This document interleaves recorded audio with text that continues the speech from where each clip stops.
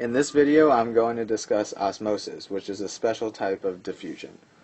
So, osmosis.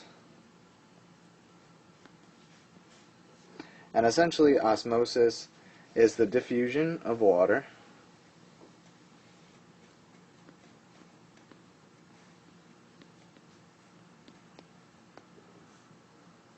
across a selectively permeable membrane. And so the difference, it's essentially a special case of diffusion in that it focuses on solvent movement. In this case, the solvent is water rather than the solute. And just to recap, solvent is a thing in a solution that's more abundant,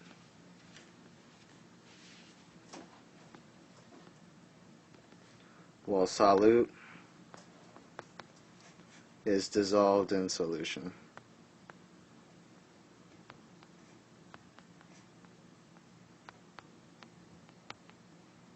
And it's less abundant. So the most common solvent you'll come across is water. And that's what we will be talking about in this instance. And so let's give an example of this. Let me clear this. So imagine you have a box with a selectively permeable membrane and the same amount of water on each side. And so there are solid particles that are too big to cross. And as you can see, this side is more concentrated and this side is less concentrated.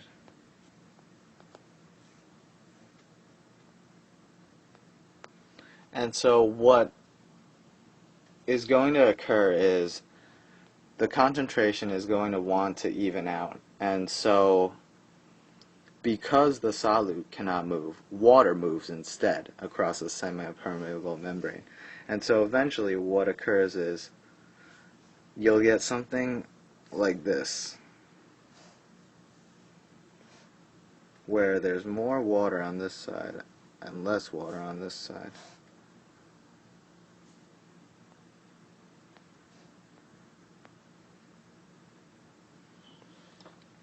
And then color that in. And so pretty much what occurs is the water moves to the side of lower water concentration. So it's the same thing moving from high to low concentration, except this time you're talking about water. So essentially what the water is doing is it's going across that membrane and increasing the water level there. And so it's important to remember the net movement of water is down the concentration gradient. But water will move back, but it's the net movement we're concerned with. And so there's three types of solutions that I will talk about. And so let me clear this. So here's a cell, and on the outside we'll have a box for the cell. And so let's say there are a couple particles in there that are non-permeable through the membrane, while out here there's a bunch more. So what's gonna happen is, and obviously there's water I didn't draw in, water is going to go out, it's going to leave the cell and cause it to shrivel,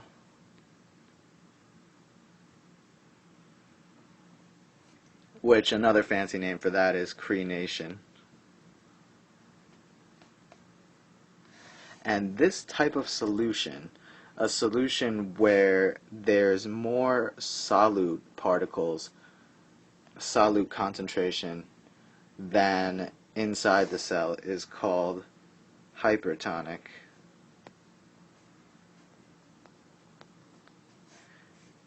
And so the way I remember it is, think of a kid. It's a hypertonic solution. Think of a kid being really hyper, and after he or she uses all of their energy, they're just pooped and essentially just shrivel, and just like they get they get tired and kind of become less active. And so another one is, let me clear this. So we have the same cell, same thing, but this time there's a lot of solid particles that are non-permeable on the inside and a little bit on the outside. And so what's going to happen is water is going to rush in and cause a cell to lyse, which means explode. And this type of solution is hypotonic.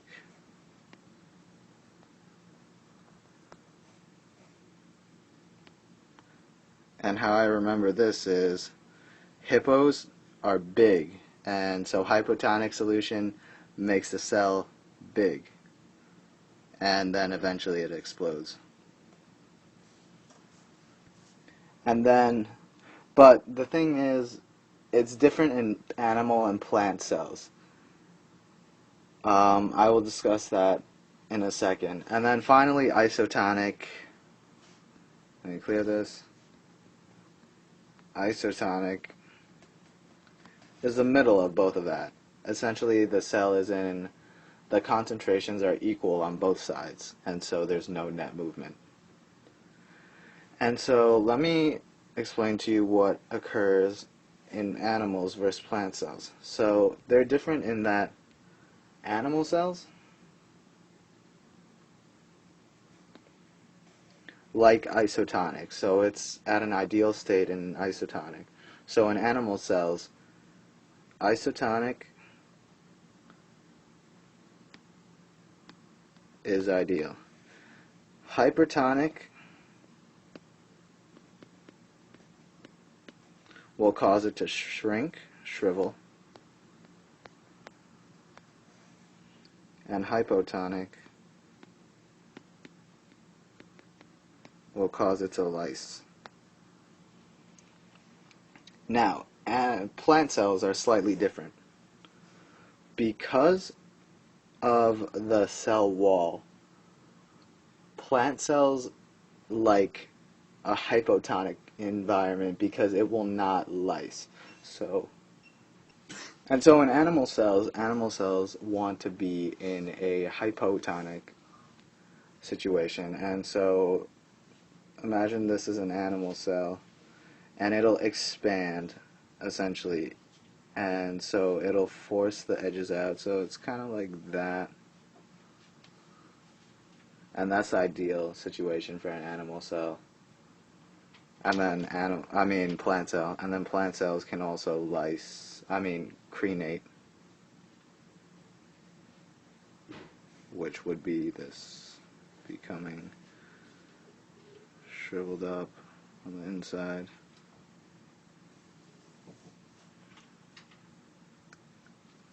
And so what you have to remember here is the plant cell has a plasma membrane as well as a cell wall. So the inside can shrivel up, but the cell wall will stay about the same.